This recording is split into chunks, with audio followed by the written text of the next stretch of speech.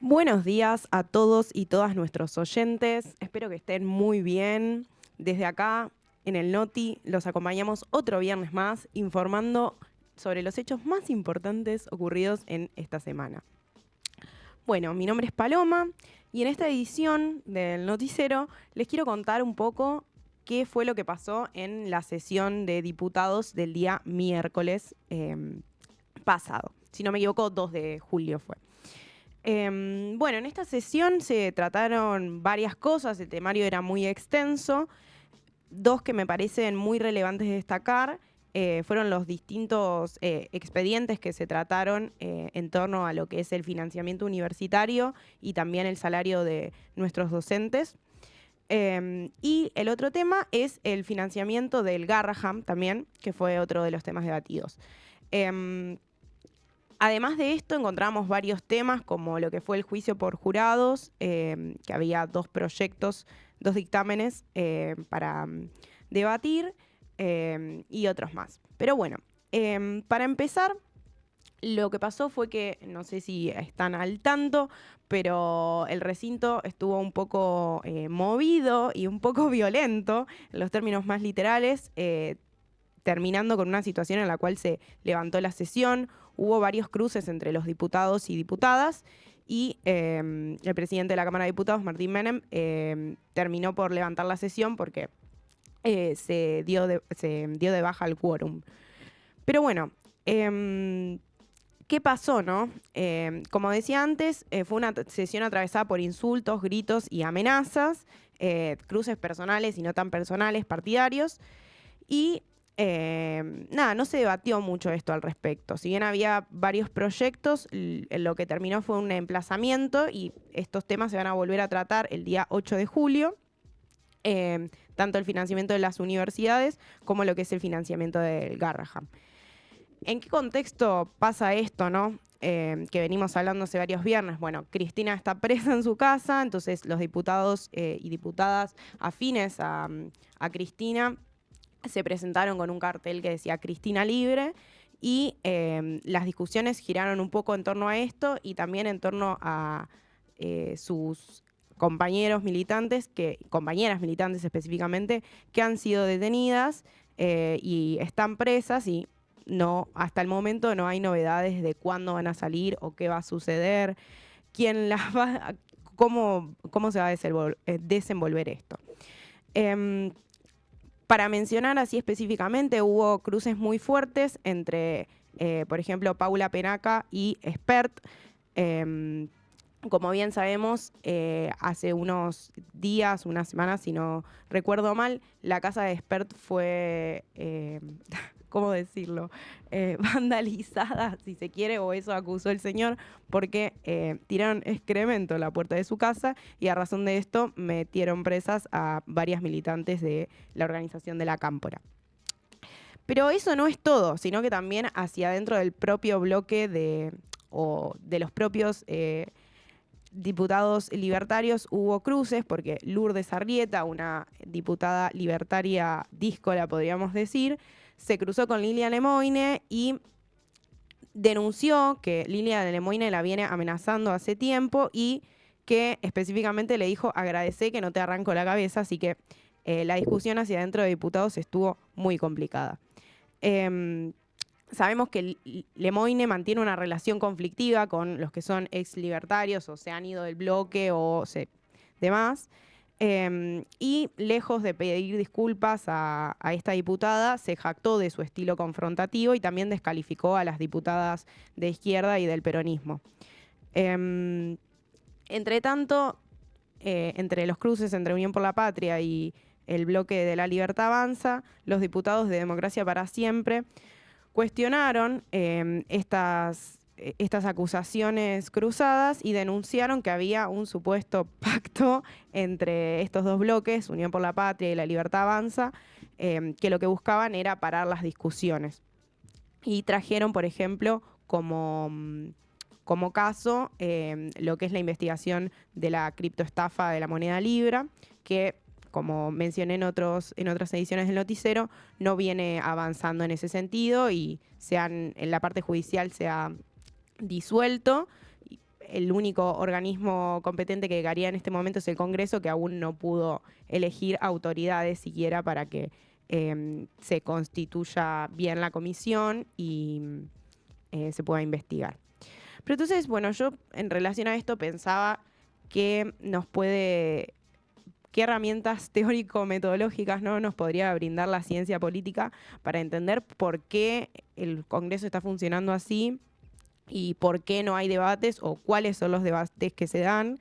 También pensar cómo es posible construir una mayoría parlamentaria de parte de la oposición que no se está logrando imponer y qué rol juegan los gobernadores y las provincias en este sentido, ¿no? Entonces, un poco lo que me parece para hacer como una suerte de diagnóstico de lo que pasa en el Congreso es que, bueno, primero, el oficialismo está logrando constituirse y se sostiene como el líder en el Congreso, a pesar de no tener los diputados necesarios para constituir una mayoría, pero ha sido y es todavía exitoso en el intento de conseguir aliados que apoyen sus proyectos, ¿no? Pero bueno, ¿por qué es esto? ¿Cómo es que podés conseguir un aliado siendo que no tenés ni un gobernador y tampoco tenés mayoría en diputados? Bueno, me parecía que para poder analizar esto es necesario ver qué diseño institucional tiene nuestro país, que es federal, y cómo se refleja eso en la Cámara de Diputados de la Nación. Bueno, uno lo que podría decir es que en general el contexto al cual atraviesan las provincias y los municipios también no es diferente del resto del país, digamos, a nivel nacional, por lo cual está teñido de un fuerte ajuste y a su vez la ley de presupuesto que tenemos fue prorrogada durante 2 años, por lo tanto no, en criollo digamos que no sirve, ¿no?, porque no alcanza lo que está estipulado y lo que permite son mayores transferencias, ¿no?, del Tesoro Nacional hacia las provincias, de modo que esto constituye actos discrecionales, ¿no? Entonces, por ejemplo, Javier Milei quiere que le saquen o no le saquen una ley, entonces le dice, bueno, mira, vos plata no tenés, porque la ley de presupuesto está prorrogada hace 2 años, vos necesitás plata para vivir, porque hay muchas provincias que la mayoría de sus ingresos son lo que le puede pasar nación. Es así, o me votás la ley o no te doy plata. Es lisa y llanamente eso, ¿no? Por ese lado se puede extorsionar, si se quiere decir así. Y a su vez también lo que pasa es que la ley de coparticipación data de, vamos a decir, del siglo pasado, porque literalmente la última ley se sancionó en los, no sé, fines de los 80 o principios de los 90, por ahí. Y para ese momento se estipularon un porcentaje por cada provincia y se quedó en que esa ley se tenía que sancionar una nueva ley, cosa que no sucedió porque es muy difícil. Para que exista una nueva ley de coparticipación es necesario que cada legislatura de cada una de las 23 provincias pueda ratificar esto, y la verdad es que es un nivel de consenso y debate que no se da y no se está dando y probablemente no se dé porque el status quo está formado así y habrá quienes ganen y quienes pierdan, pero al parecer quienes ganan en este sentido se pueden constituir como una mayoría más fuerte para que esa ley no se pueda cambiar, ¿no? Entonces, en el análisis pensaba que el Congreso efectivamente no parece estar funcionando o no parece estar funcionando en términos de calidad, ¿no? Porque en cantidad vemos que las sesiones se dan, se debate, se logran sancionar, quizás darle media sanción a determinadas leyes, pero lo que termina pasando después es que está la amenaza constante de que si eso también se aprueba en el Senado, lo pueda vetar el presidente, o que directamente también no se dé quórum, no se puedan constituir las mayorías y demás. Entonces está como un poco ahí, no diría yo paralizado, pero bueno, como que la calidad del debate se viene un poco a pique y nada, la posibilidad de gobernar por parte del Congreso es cada vez menor. Entonces, en este sentido, podríamos traer varias de las cosas que se han debatido en el Congreso, que me parecen interesantes de analizar, y cómo los bloques, ¿no? Se posicionan a favor o en contra. Por ejemplo, con el tema del INTA y el INTI, que en algunos de los programas del noticiero se ha hablado, hay un claro posicionamiento de lo que son los diputados radicales, ya sean de Democracia para Siempre o de la UCR más tradicional, que debaten en torno a la necesidad imperiosa de poder mantener estos organismos, junto también con los de Unión por la Patria, pero después al momento de votar hay algo que les impide hacerlo a favor de estos institutos, ¿no? Y si bien defienden las actividades de sus provincias, especialmente aquellas que son más productivas o que pueden contribuir más al desarrollo y basadas en la ciencia y la técnica, pues al momento de votar no pasa. Entonces, la situación es esta. En el Congreso se reúnen, debaten, pero los debates terminan un poco más a las piñas. Las provincias no reciben las transferencias que son necesarias o las reciben de forma discrecional, entonces siempre la transferencia viene acompañada de, bueno, yo te doy plata para que subsistas, pero no me tenés que sacar esta ley. Y nada, después también lo que pasa, o lo que diría acá la bibliografía de la ciencia política más mainstream, es que la representación en Argentina en términos, cuantitativos y cualitativos, no es del todo, no refleja la realidad, ¿no? Porque hay muchas provincias que, por ejemplo, en el Senado están sobre representadas, que son provincias chicas en cantidad de habitantes, por ejemplo, no sé, Misiones, que si uno lo compara con lo que son las provincias grandes como Buenos Aires, uno necesita muchos menos votos para meter 3 senadores que en provincia de Buenos Aires, ¿no? Por esto, por la cantidad de gente que vive. Entonces, nada, analizando un poco los efectos, me parecía de que este tipo de situaciones, lejos de poder fortalecer la democracia, de poner frenos y contrapesos a los grandes poderes del Ejecutivo, dirían algunos politólogos, lo que termina pasando es esto, que es como una caja de resonancia donde se debaten, si queremos decir debatir cosas o se gritan entre sí. No se pueden constituir mayorías porque los tienen atados de pies y manos con el tema del presupuesto.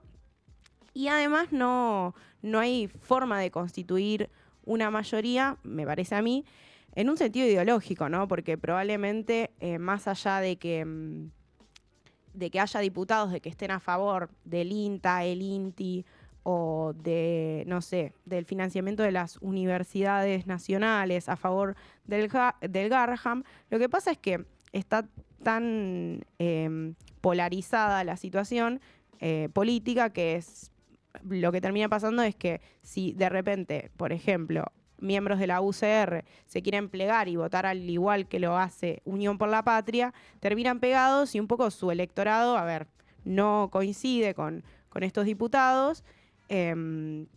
Y se va corriendo, ¿no? Es como que el espacio de representación es cada vez más chico, cada vez se tiene que ir más a los extremos, y lo que termina pasando, que un poco lo hablamos en la columna del viernes pasado, es que la relación entre los representantes y los representados se ve cada vez más alejada, la brecha es más grande.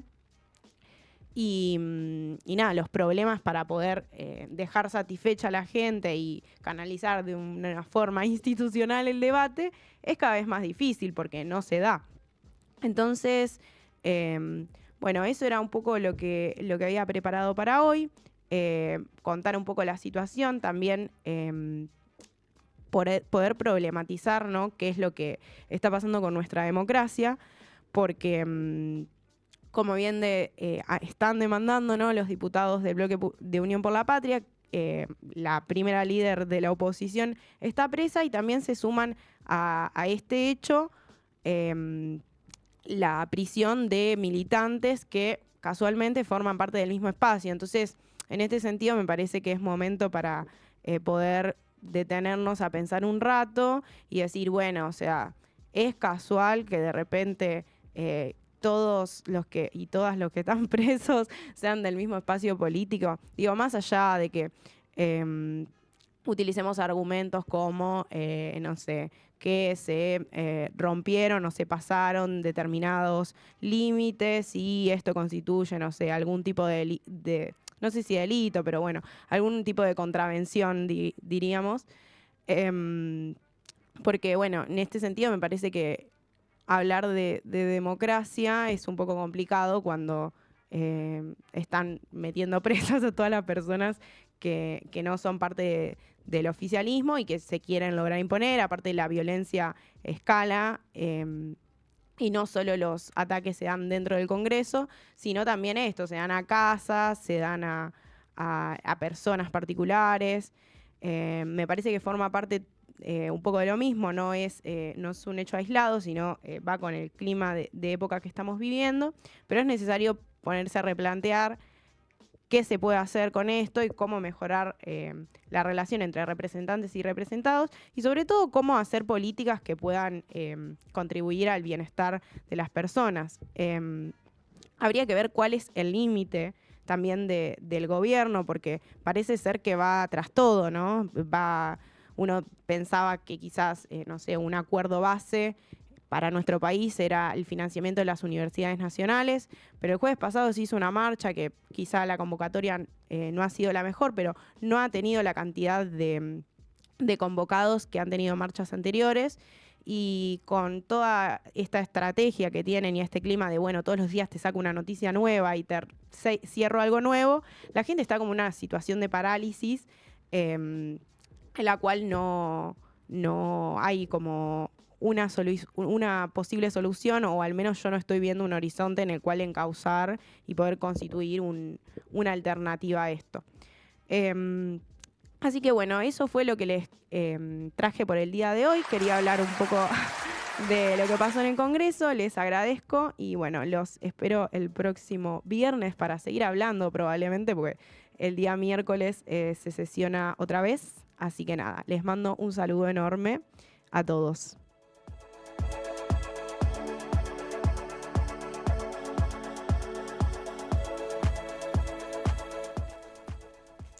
En Chile, la interna del oficialismo dio como ganadora a Jeanette Jara, ex ministra de Trabajo durante el actual gobierno de Gabriel Boric y dirigente del Partido Comunista. Jara se impuso con el 60,2% de los votos en una elección signada por la baja participación, ya que acudieron a las urnas 1.400.000 personas, es decir, 300.000 menos que en la primaria entre Boric y Daniel Jadue del año 2021. Por debajo quedaron la candidata del socialismo democrático, Carolina Toá, con el 28,3% de los apoyos, el diputado Gonzalo Winter, con un 9% de los votos, y el representante de la Federación Regionalista Verde Social, Jaime Mulet, con un 2,7%. Mientras fue ministra de Trabajo de Boric, Jara impulsó las iniciativas más reconocidas del actual gobierno. Se trata de la reducción de la jornada laboral a 40 horas semanales, de los aumentos sostenidos del salario mínimo y de la reforma previsional. Ahora deberá enfrentarse a la centroderecha y la extrema derecha en los comicios presidenciales que definirán al sucesor de Boric, en un escenario que promete polarizarse cada vez más a medida que avance el calendario electoral, especialmente si se produce una segunda vuelta entre Jara y el pinochetista José Antonio Kast. Durante su discurso, luego de conocerse el resultado electoral, Jara llamó a la unidad para enfrentar la ola ultraconservadora y construir un frente lo más amplio posible, y aseguró: "No nos engañemos, enfrentamos un escenario donde el populismo de ultraderecha ha crecido".